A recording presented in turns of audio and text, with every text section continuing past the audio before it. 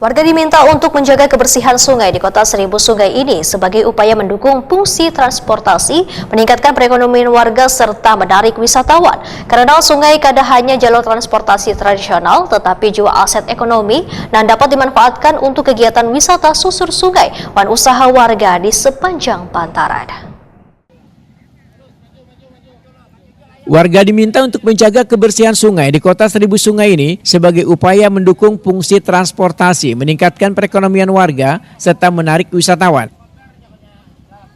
Karena sungai kada hanya jalur transportasi tradisional, tetapi juga aset ekonomi yang dapat dimanfaatkan untuk kegiatan wisata susur sungai dan usaha warga di sepanjang bantaran. Demikian diperlihatkan anggota DPRD Banjarmasin Muhammad Makmur Wetakuni Prima TV jelang tengah hari Rabu 24 September 2025.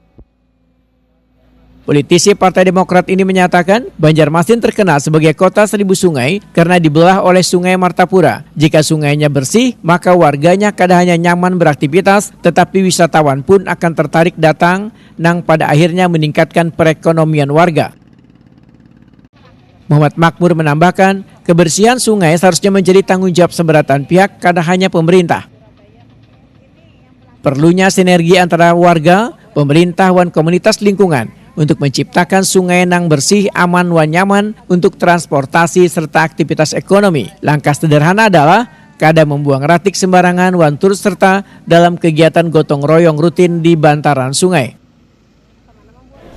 Marilah kita sama-sama menjaga kebersihan sungai yang dimana Banjarmasin terkenal dengan seribu sungai.